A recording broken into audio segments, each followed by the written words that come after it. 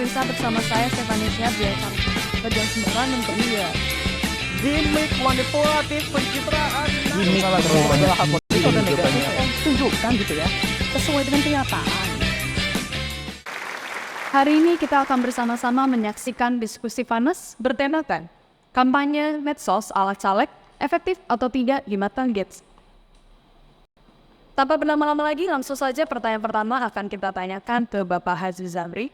Bagaimana tanggapan Bapak terkait banyaknya caleg yang sudah menggunakan alat peraga kampanye media sosial di pemilihan legislatif atau Pileg 2024 kemarin? Apakah sudah layak untuk diterapkan?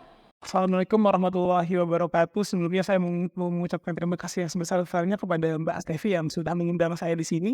Ya memang harus diakui ya, kan media sosial itu kan sebagai alat dan wadah bagi kita atau siapapun itu untuk men-sharing informasi kepada halayak luas. Ya salah satunya sebagai kami para alek ya, kami menggunakan media sosial sebagai sewajarnya saja seperti men-share foto kami yang turun dapil, melakukan rapat, membantu masyarakat di dapil-dapil terkait, dan masih banyak lagi bantu masyarakat. Nah, dari tadi saya lihat juga Kang Riyandi banyak mengangguk ya. Apakah Kang Riyandi juga setuju atau sepakat dengan apa yang disampaikan oleh Bapak Haji? Iya, kalau saya sih fair-fair aja ya. Setelah ada resource-nya kenapa enggak gitu. Toh juga kementerian-kementerian lain juga sama aja begitu semua. Jadi memang media sosial itu kan bagian dari digital diplomasi juga. Kita berinteraksi sama orang, kita berinteraksi sama konstituen kita. Kita men-share, mengkampanyekan gagasan-gagasan kita. Jadi menurut saya sih fair-fair aja. Terima kasih banyak kepada Bapak Haji dan juga Kang Riyandi. Kali ini kita bakalan langsung mau dengerin dari perwakilan mahasiswa. Bagaimana teman-teman dari mahasiswa mungkin dari Bang Nilan sendiri menyampaikan adanya mungkin ketidaksepahaman dengan para alek-alek ini dalam menggunakan media sosial sebagai alat kampanye mereka. Ya, terima kasih kepada Mbak Stephanie. Saya merupakan perwakilan dari mahasiswa. Saya ingin mengomentari topik ini yang dimana menurut saya tidak usahlah terlalu banyak gimmick dan juga banyak memakai retorika di media sosial ya. Karena tadi kalau tidak salah Bapak Haji ini menyinggung masalah Arab Spring. Kalau tidak salah itu Arab Spring itu menunjukkan kekuatan media yang mana dan memicu perubahan. Tetapi kita harus mengingat bahwa media ini juga membutuhkan revolusi yang dilandasi oleh tindakan dan juga bukan sekedar retorika manis. Gimik gemoy, gimik love language-nya tercerahkan dan lain-lain. Tapi ketika dia sudah menjabat, itu tidak ada lagi retorika manis itu. Saya khawatir bapak-bapak politikus ini nantinya akan seperti itu ke depannya. Akan berbeda gimik yang ditampilkan di media sosial dengan kenyataan itu berbeda. Saya takutnya bapak-bapak ini malah bermain di dalam situ. Menurut saya itu aja. Terima kasih. Bang Saf ya.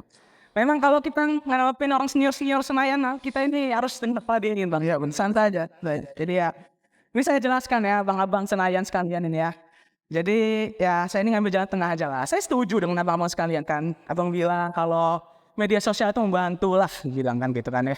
Untuk komunikasi gitu, mempermudah dengan komunikasi konstituen gitu kan. Bisa memperlihatkan apa itu kegiatan-kegiatan abang-abang gitu lah ya kan. Tapi kan masalahnya si Bang Dil ini pikir apakah yang abang tunjukkan gitu ya sesuai dengan kenyataan gitu kan ya, sesuai dengan apa yang abang lakukan selama menjabat gitu. Itu kan masalahnya, jangan lihat tuh gitu. Oke, jangan kebawain masuk dulu saja kita ini ya. Saya juga main komen TikTok. Oke, terima kasih Bapak-Bapak sekalian. Dari Alek kita sudah dengar, dari perwakilan mahasiswa juga Presiden Gen Z sudah mendengar. Kali ini kita akan beralih ke sesi yang tenang-tenang dikit dulu ya.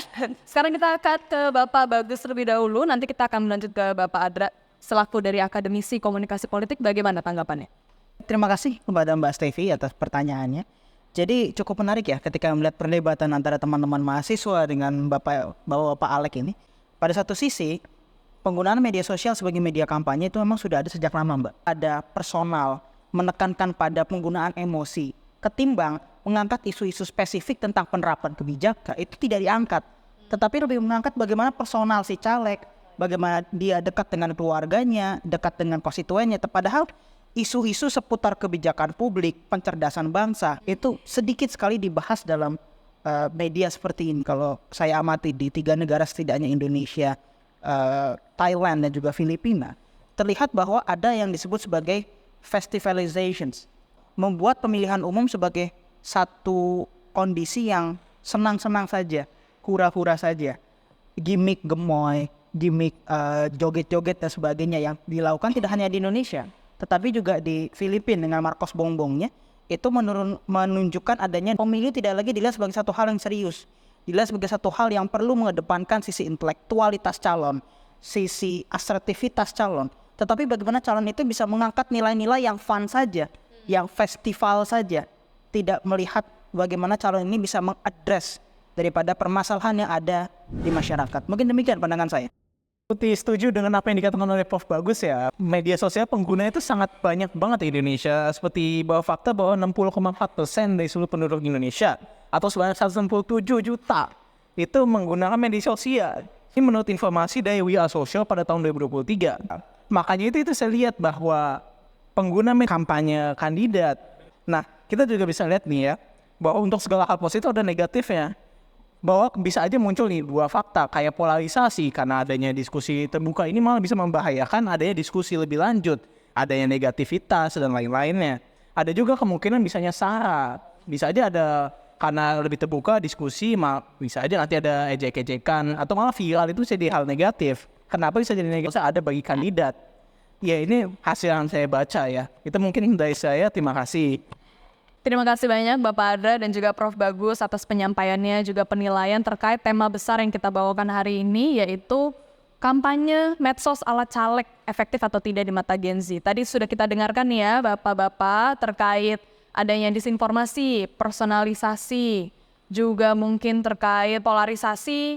Ada juga tadi banyak disebutkan oleh Prof. Bagus mengenai kalau saat ini alek-alek dan salek-salek memanfaatkan media sosial itu hanya untuk hura-hura ya bahasanya ya, tapi tidak membawa isu-isu programatik. Nah bagaimana? Untuk akhir ini apakah Bapak-Bapak alek masih ingin bertahan dengan posisinya, pendapatnya, dan apakah perwakilan mahasiswa juga anak muda masih bertahan untuk berseberangan dengan para alek-alek ini? Bagaimana? Oke,